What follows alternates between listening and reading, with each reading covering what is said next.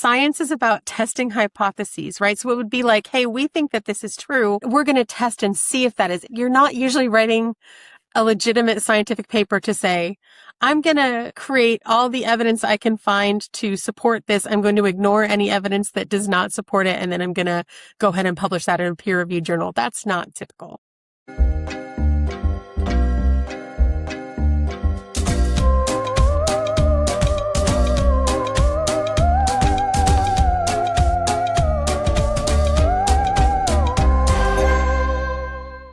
Welcome to the Exposing Obesity Incorporated podcast. This is episode 3, Novo's Furtive First Step. I'm Louise. And I'm Ragen. And we're exposing the sordid underbelly of the weight loss industry, Obesity Incorporated. Now, we know the word obesity is stigmatizing, but we're also trying to expose an industry that was created based on their construct of, quote, obesity, which is why we use the word in the podcast name. During the podcast, we'll say, quote, obesity, or Louise's invention, Oplesity, with our eye roll always implied. If you're enjoying us so far, that's just terrific. Thank you so much. If you've got a spare moment, you can help support the podcast. Do this by subscribing, rating us, and leaving a kind review. In the last episode, we introduced Novo's nefarious 3-step plan to maximize drug profits. But we're now going to spend an episode each digging deeper into the 3 steps, looking at Novo's actions, which are often claimed to be a combination of science in the interests of the public good. But when you scratch the surface, they seem to be more driven by what Ragen and I would term a ruthless pursuit of profits. And we're going to start with step 1. Here I'm quoting from a conference presentation slide. Quote, create legitimacy and urgency for medical management of Oplesity, generate and disseminate evidence on the science of Oplesity and its consequences, further recognition of Oplesity as a chronic disease and the need for long-term medical management, reduce stigma associated with Oplesity. So they've got these GLP-1 drugs which create at least a small amount of temporary weight loss. And if you haven't seen it, Louise and I, along with Angela Meadows, created a study that looks at all of the placebo-controlled phase 3 trials of GLP-1 drugs for weight loss, and we'll link to that in the show notes. And as Novo's CEO and annual report said, they are here trying to build the Oplesity market from scratch. I want to remind you about the 3 playbooks they're pulling from to do this. The first is the weight loss playbook, and here there's a really interesting bit of information about the way that the World Health Organization ever declared Oplesity to be a problem in the first place. And that is a group called the International Oplesity Task Force, or IOTF, was pushing the WHO to create this declaration around Oplesity being a public health issue, a disease, etc. And the IOTF was funded by the weight loss industry. That will not be surprising to those of you who've listened to the first couple episodes, right? And so the WHO said that this was not a priority, that they did not have the money to do it. And the IOTF said, no problem, we've got your back. So the IOTF funded an entire meeting in Geneva, Switzerland with the WHO to talk about the idea of Oplesity as a health issue and as a disease, entirely funded by the weight loss industry. The IOTF decided they would save the WHO the time of writing up the findings, wrote them up themselves, bypassed the WHO's editing process, and then sent it out to over 100 health ministers around the world. So when people say to me at talks sometimes, are you saying the World Health Organization is wrong? I'm saying the World Health Organization was incredibly and almost completely dictated to by the weight loss industry when it came to these original declarations. And remember this because in a later episode, we're going to talk about how Novo Nordisk is bringing this whole idea back. We will. Yeah. And this was the weight loss drug industry, wasn't it? This was the companies that were bringing out Sibutramine and the one that makes you poo yourself. Yes. Yes. Yes. So, which is still on the market. So this is the weight loss industry playbook. And then the second playbook is Purdue Pharma and their pursuit of making OxyContin a blockbuster drug and creating the market for that, poured endless amounts of money into making pain a vital sign and saying that pain needed to be treated earlier and more often and across the lifespan for more and more people. And the final playbook is that Novo Nordisk insulin playbook. And they worked hard to lower thresholds for diagnosis and treatment. They partnered with the American Diabetes Association in many, many ways, participating in the creation of guidelines. Those are the three playbooks Novo is using for this first step, where they're trying to create legitimacy and urgency for a health issue that they've basically created and that they are now trying to sell their products to treat. Yes. So this establishes the market, right? And that's what we're going to talk about in more depth today. We're going to have a look at how the Novo money poured in and how evidence poured out. In our last episode, we had a look at how Novo shared their plan to create the Oplesity market to an excited audience of Australian researchers at the Novo-sponsored Australian and New Zealand Obesity Society, or ANZOS conference, back in 2015. A central method that Novo uses to enhance their credibility while disguising their influence is to finance professional organisations. So here in Australia, Novo gave the ANZOS around $250,000. Around the same time, ANZOS adopted the position that Oplesity is a, quote, chronic relapsing disease process. According to a whistleblowing investigation from Crikey journalists, this decision was not exactly unanimous. Some of the members, especially the non-medical members, worried that calling Oplesity a disease would prioritise medical treatments far too much. But in the end, the doctors won the argument. Another organisation was Oplesity Australia. Novo poured cash into this little one, and by 2015, they were the only financial backer of this charity. You'll notice that a lot of these Oplesity organisations are set up as charities, which is a lovely tax break for the industry. Oplesity Australia soon got a really nice glow up, ending up being rebranded as the Oplesity Collective and moving to Sydney University's sparkling new centre, the Charles Perkins Centre, under the directorship of Professor Steve Simpson, a really charismatic evolutionary biologist who began his career studying the swarming patterns of locusts. He later received a $13 million research grant from Novo's parent company in order to study the, quote, ancestral causes of obesity, specifically understanding the epigenetic transmission by spermatozoa. Interesting. From studying a horde of locusts to joining a horde of profit-seeking locusts. Undoubtedly worth the money. Yeah, for sure.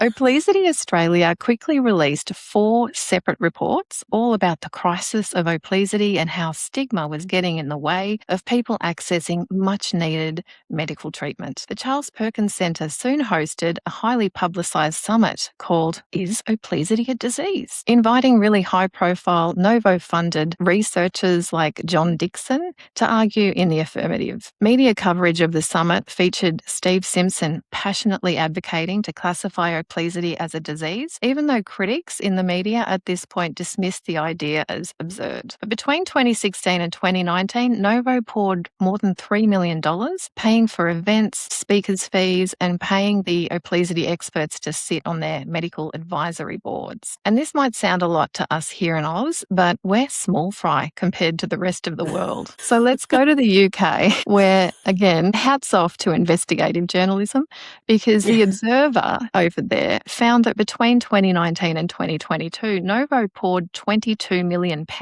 into health organisations and onto health professionals, and that's not counting another £28 million spent by Novo on research in this period. And they also funded a group of MPs in the country to lobby on their obesity strategy. It's just a staggering amount of money and influence. Yeah.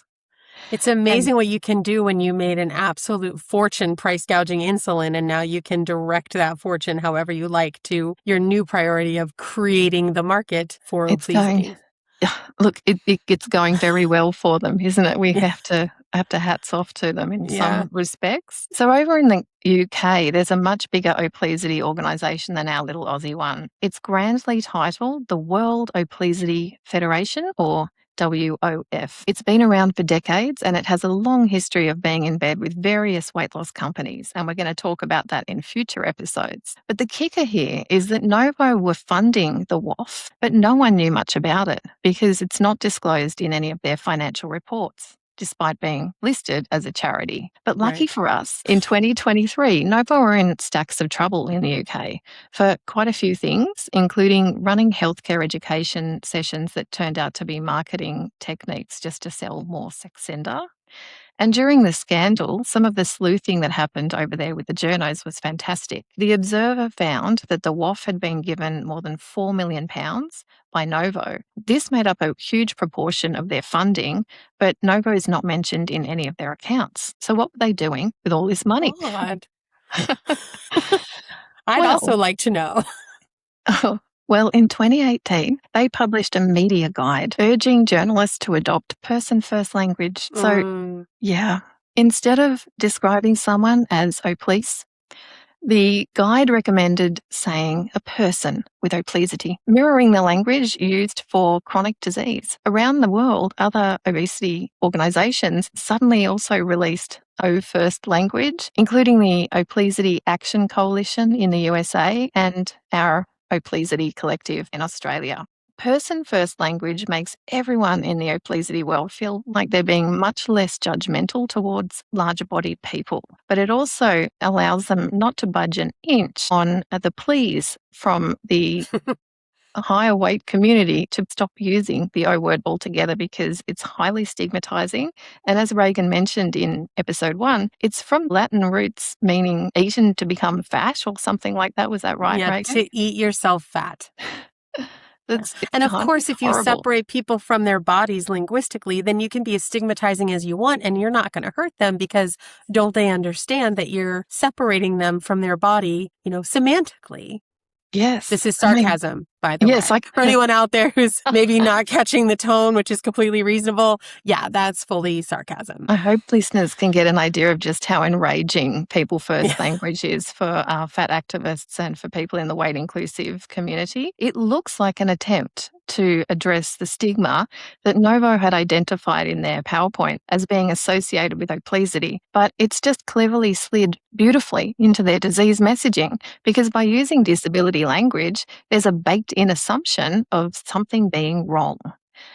So that came out from the WOF, and that wasn't the only way. It was influencing the evidence and the science of how to look at Oplesity. The WOF also has its own academic journals. This means it can publish its own research and, importantly, position statements. In 2017, the WOF commissioned a paper by some of Oplesity's biggest names, George Bray, John Wilding, and someone called KK Kim. And the title was Oplesity, a chronic relapsing disease process. Yes, similar to what we heard in ANZOS. Hey, Louise, out of curiosity, how clear is it that a weight loss organization owns this, what looks like a academic publication? I'm just wondering. Well, I think the fact that no one knew that Novo was financing the WOF is a clue. The WOF has a long history of being in bed with pharma. The journals have been a strategic part of influencing the reputation of Oplesity research. But it is not clear that the World Obesity Federation is financed largely. Like at the moment, Lilly are their platinum sponsor and Novo are just coming on to do the education bit, which is comforting. But no. So it is a highly rated journal. So Obesity Reviews is what the journal's called. Highly rated. The obesity industry love printing their research in there, but you cannot easily tell that this is coming straight to you from the profits of weight loss drugs. So this comes out, Oplesity, a chronic relapsing disease process. It doesn't even pretend to be a scientific review. which assesses evidence in any kind of meaningful way. This paper has this remarkable quote, which I have to read. Quote, it's actually, I can't believe it's written down, even though I know what I'm about to say. I have this feeling so much reading this research. Like, I can't believe somebody typed this out and They then said that sent out it off. loud. Yeah. There it is.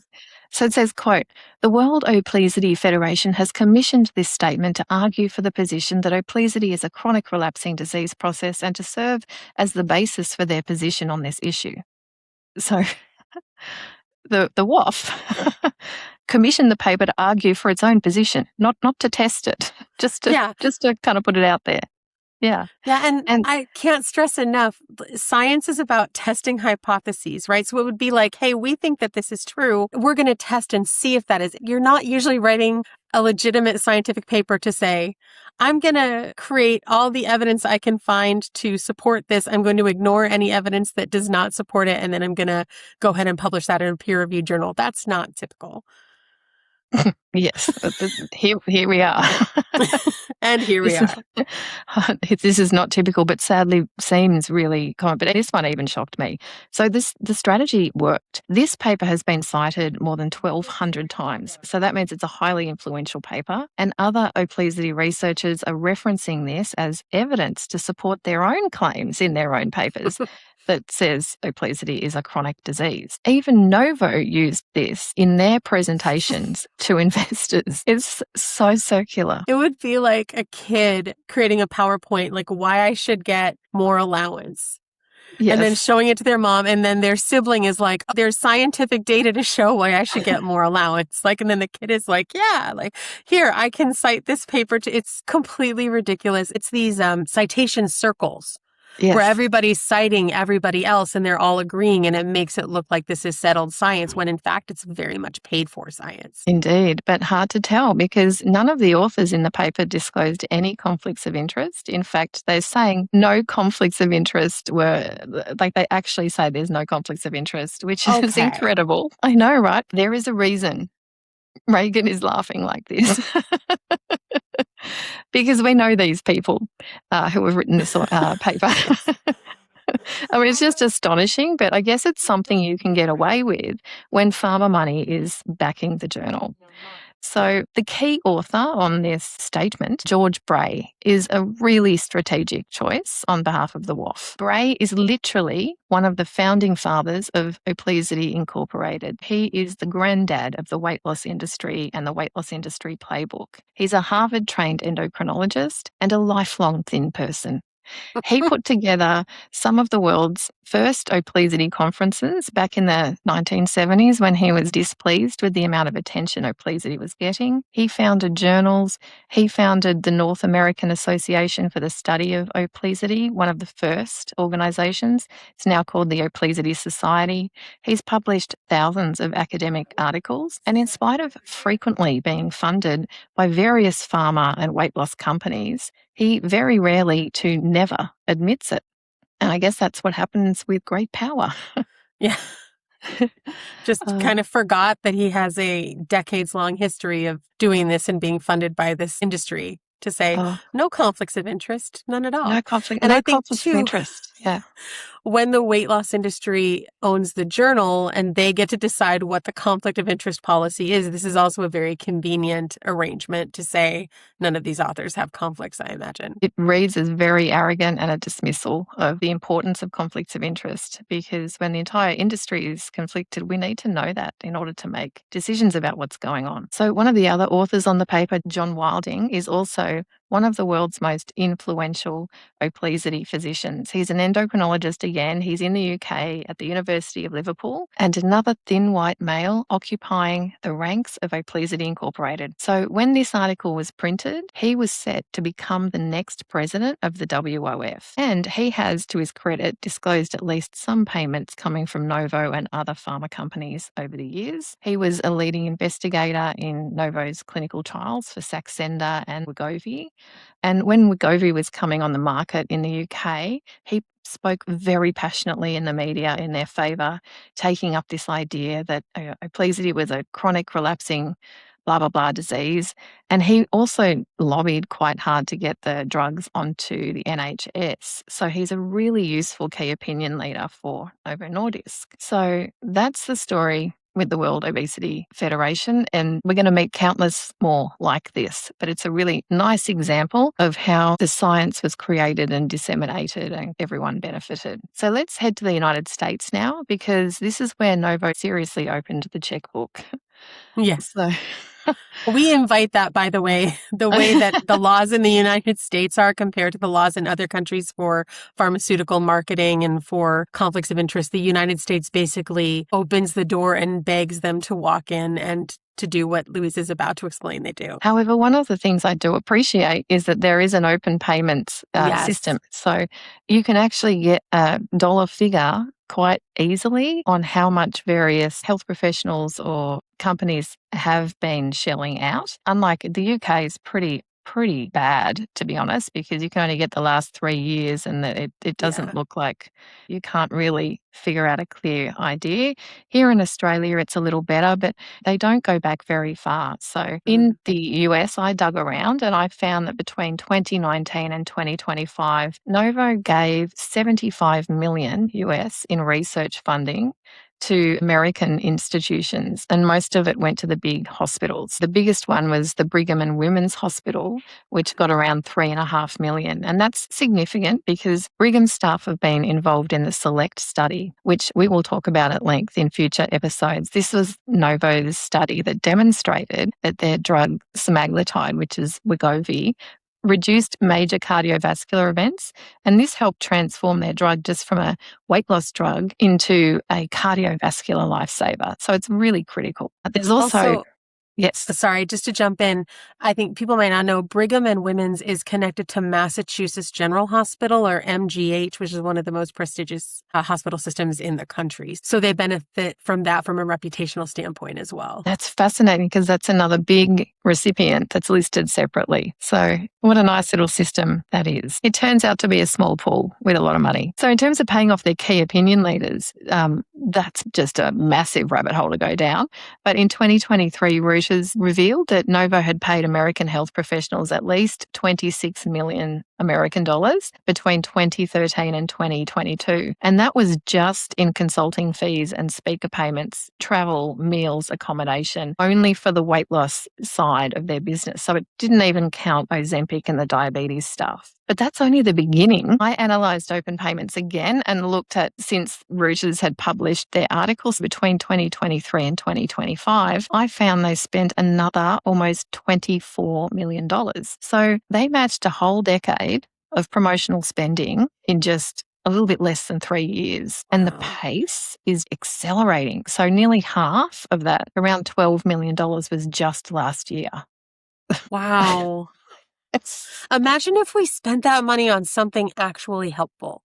Yeah. Like, imagine if we tried to fill the gaps that exist because higher weight people are left out of actual studies for healthcare provision, right? If we actually tried to figure out how can we support the health of higher weight people instead of just pouring millions and millions of dollars into an industry that just uses fat people as a profit center. It just makes me so mad. Mm-hmm. So who are Novo paying? Well, the key opinion leaders are some of the most influential voices in obesity medicine, unsurprisingly. They're the ones that do the research, run their clinical trials, train other doctors, write treatment guidelines, lead professional societies, and, importantly, appear all over the media explaining earnestly why obesity needs to be taken seriously because it's a chronic disease. There's just way too many for me to cover here. We're going to meet a lot of them along the way as we do this podcast, but I thought I'd just drop a couple of the biggest names. So there's Dr. Donna Ryan. She's from Louisiana. She's an obesity researcher and a former president of the WAF and the Oplesity Society. And according to the Reuters investigation, she got more than $1 million from Novo Nordisk over that decade. So I call her $1 million Donna. She's done lots of things to help out Novo with their business case, including urging the US government to cover Wegovy for millions of their employees. And then there's Dr. Lee Kaplan. He's one of America's most influential physicians, and he's at Mass General, and he's also a professor of medicine at Harvard. Kaplan trains doctors from around the world in obesity medicine, and he has also done lots of the Novo trials, and he's doing really well. He got even more than Donna, around $1.4 million in consulting fees and travel and other payments. And at one of his medical training courses, he told his participants, we're going to have to use these medications for as long as the body wants to have Oplesity. Wow. Yeah. Just telling on themselves. This is a natural part of human diversity, and we're going to try to medicate it out of existence. And we know we can't do that, but we can sure make a lot of money saying that's what we're doing. Yeah, the naked push for the pharmaceuticals is less and less hidden. So over the past decade, we can see that Novo has unleashed millions of dollars, and this has gushed into organisations, publications, conferences, medical education, and key opinion leaders' bank accounts across the globe. And flowing out comes this increasingly unified message. Oplesity is a chronic disease. Oplesity requires medical treatment. Oplesity medicines are saving lives.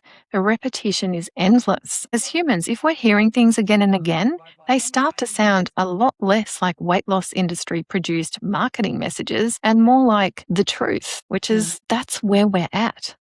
Yeah. It's so much easier, especially with endless money, to create a narrative than it is to analyze that narrative. That's a big part of why we wanted to start this podcast. But you're listening to a podcast where we're breaking down a tiny bit of what they're doing, and they don't have to spend this kind of time to create that narrative, right? They're just pushing out whatever they need. And it's easy once you get that repetition for it to just become a everybody knows situation where no amount of evidence will convince somebody that it's wrong, and no amount of evidence is needed for somebody to believe that it's right because they've simply internalized it as the truth. It's very hard to see this as something problematic. It's becoming more and more normalized. I thought perhaps maybe I can support person-first language when it comes to looking at the corruption that's going on in the industry. So I would like to proffer my idea to you, Ragen, of All using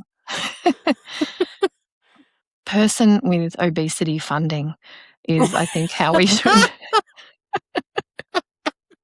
I love it. Alternately, person with conflicts of interest, person with weight loss industry money in their bank. Yeah, I like it. I think because we don't want to shame the people that are exposed to this pathogen, but we do want to shine a light on it and see what we can do to help. Perfect.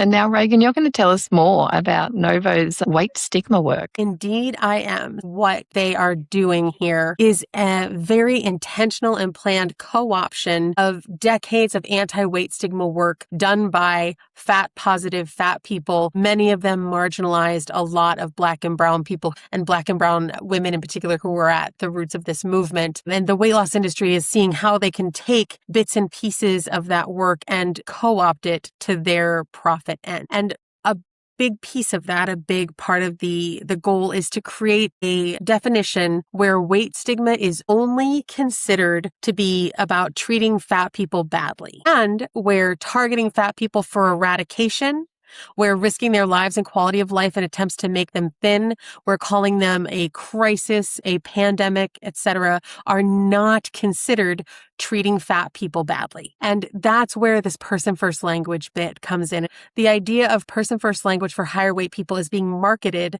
by the weight loss industry as anti-stigma language. But it's actually more stigmatizing because we don't talk about other physical descriptors this way, right? I'm not like, oh, this light bulb has gone out. Is there someone with tallness who could help me? Or that woman affected by thinness getting on the bus. I believe I know her. That's not how we talk about bodies. When we suggest that simply existing in a higher weight body is so stigmatizing that we need some kind of semantic workaround to just accurately describe it, that is weight stigma. That is actively creating weight stigma. And part of how they're doing it is they have diseasified it. And then they say, well, because it's a disease, you shouldn't feel as stigmatized. If you tell someone their whole life, your body is bad, your body is wrong, your body is a blight on society, and then you say, all that is true, but it's not entirely your fault, you might reduce stigma a little bit. But you take off the table the ability to eliminate weight stigma by being honest that there's nothing wrong with your body and there never was. But that does not feed into this idea of creating the market for obesity. So instead, we get person person-first language. And I want to say there are people who are well aware of what they're doing, right? It's nefarious. They're claiming they're reducing weight stigma when what they're really doing is increasing the market and the profitability and the belief in the idea of obesity as a disease with this language. But there are also well-intentioned people who just want to do the right thing, who don't want to stigmatize people. And even if they're still misinformed that simply existing in a higher weight body is a disease, they do want to try to destigmatize those people. They want to try to treat them well. And so, as we'll talk about in the next episode, when the weight loss industry is creating the education for these people, and they're saying, oh, well, the best way to do this is to use person-first language, then people who are well-meaning but wildly misinformed are going to use that language, are going to suggest to people that they should also engage in this language. And the weight loss industry is misinforming them so that they can create the most profitable possible approach to working with higher weight people in healthcare. It's despicable. And so the next piece of that is to say the real weight stigma is lack of access to weight loss drugs. And here we see them co-opting the fact that weight stigma in general, the pathologization of higher weight bodies in general, the body mass index in specific, these things are rooted in and inextricable from racism and anti-Blackness. And I highly recommend reading folks like Sabrina Strings, Fearing the Black Body, Deshaun Harrison, Belly of the Beast, to learn about how these things are not only rooted in and inextricable from racism and anti-Blackness, but they continue to disproportionately harm those communities today. Instead of talking about that, the conversation becomes the real racism and weight stigma is that Black and brown people have less access to weight loss drugs. And perhaps the biggest representation of that was that when Novo Nordisk launched Wegovy, and just to give a quick understanding, so these GLP-1 weight loss drugs, Ozempic and Mounjaro, had this small side effect of weight loss.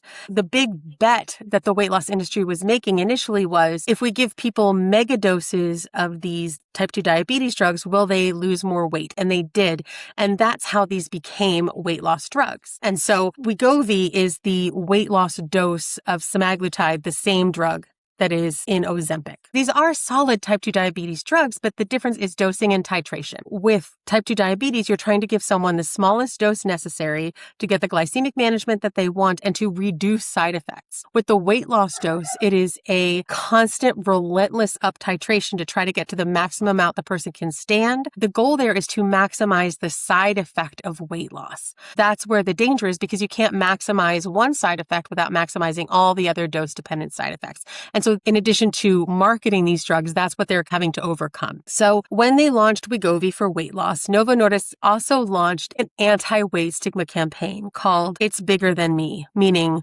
Oplesity is bigger than me. Get it? Because fat people are big. Yeah. That's so funny. Yeah, if it sounds like a 6th grade bully named your anti-weight stigma campaign, you might not be in a position to be an expert at this. But it was the perfect way for them to wrench the narrative of weight stigma away from fat-positive fat people and to use it for weight loss industry profits. They're saying fatness is a disease, so it's not your fault, but you're still an epidemic, pandemic crisis. We still want to eradicate fat people from the earth and prevent any more from existing, but like in a non-stigmatizing way. So the best way that you can stop weight stigma is by signing this petition for insurance coverage of our drug. And this would be comical, but it was in fact successful in that they were able to center themselves. And so now they start funding anti-weight stigma researchers. And these are predominantly thin, predominantly white researchers who then talk over or for actual fat people. And so people who are fat positive weight stigma experts are now not invited to a conference. And instead, a Novo funded researcher who's giving this weight loss industry party line is talking at these conferences about the plague of weight stigma and how we have to solve it by not treating fat people badly, but working as hard as we can to eradicate them from the earth. And this is incredibly dangerous and again has been quite successful. I'd like to quote our old PM, Julia Gillard, gave this famous speech. She was calling out misogyny in the parliament and she was pointing at Tony Abbott and saying, I will not be lectured to about misogyny by that person. I always think of that when I hear those always, I will not be lectured to about weight stigma by these people because, like you said, it's erasure and it's downright cheeky and worse because Yeah. I'm now Yeah. speechless with No, mad rage. right there with you. And Rachel Fox's dissertation on the anti-obesity assemblage is incredible in talking about this. If you're working to reduce the number of a group of people who exist, if you're working to eliminate the existence of a group of people, that's stigma, right? You can't simultaneously say, I think the world would be better without any higher weight people in it, and say, I am an anti-weight stigma advocate or researcher. It doesn't work like that. And the way that they're trying to make it work is by the diseasification of the existence of higher weight people. And that's regardless of health. That's regardless of the fact that what they're calling quote unquote obesity associated health conditions are health conditions that people of all sizes get that get called quote unquote obesity associated when fat people have them. It's just so enraging. And as somebody, I've been doing this work since 2008, and people have been doing it since long before I was born. The absolute audacity to use the money that they're making on our backs to turn around and erase the work of positive fat people is enraging. Like, we are rightly enraged as researchers, as the healthcare organization. What we cannot do and be anti-stigma is to say we want to eradicate this group of people based on their size. And we're doing that in a non-stigmatizing way. But of And course, they don't like being challenged on that whatsoever. no, they do not. They do not enjoy that at all. And ask me how I know, because I'm at these conferences giving these talks, and sometimes the anti-weight stigma Novo funded researchers are in the room. And that is Awkward. uncomfortable for them, awkward for them. For whatever nature, nurture reason, that is the kind of situation in which I am the most calm and the most excited to be able to have the floor and talk about this. But it is an interesting situation. So at any rate, obviously, real anti-weight stigma work does not work for the weight loss industry, which is why they're trying so hard to narrowly define what constitutes weight stigma and to be the ones who get to define that, to set themselves and their researchers up as the true weight stigma experts and to talk for or over actual experts. And this has happened to me a couple of times where I was brought in to speak at an anti-weight stigma conference. And then I learned that someone from the Oplesity Action Coalition, which is funded by and acts as an operating and lobbying arm for the weight loss industry, was either a speaker or, in one horrible instance, was the person who was going to moderate the entire workshop. And so in one situation, I was able to say, look, this person is not, I think, what you're looking for based on what you're saying this workshop is, and was able to work with them. In the moderator situation, that person remained as the moderator, and it was incredibly frustrating and uncomfortable. And while I think those of us who were real anti-weight stigma experts were able to get the word out, that moderator also got the last word, and the last word that she said was about Oplesity being a disease, right? And about person-first language being the way to reduce stigma around that disease. And so that was, again, so frustrating. When I was pushing back, the people in charge had no idea that these people were weight loss industry funded, because they're saying, oh, I'm from this patient advocacy group. And that's how these groups advertise themselves, right? The OAC calls themselves a patient advocacy organization and works hard not to explain that they're almost entirely funded by the weight loss industry. Or in another situation where I was talking with someone, they said, oh, yes, well, unfortunately, we do have to take weight loss industry funding to be able to do our patient advocacy work, but they don't have anything to do with how we operate. And I was like, bless your heart if you believe that, but it's simply not true. And so we always kind of have to be on the alert, because there's so much money being poured into putting out research and doing this establishing of the market that they promised they would do in step one. And as we wrap this part up, I want to go back and remind us what they said they were going to do, which is create legitimacy and urgency for the medical management of obesity, generate and disseminate evidence on the science of obesity and its consequences, further recognition of obesity as a chronic disease and the need for long-term medical management, which goes back to what Louise was saying about this idea of obesity as a relapsing, remitting condition. I think it's critical to understand that what they're doing there is trying to rebrand weight cycling.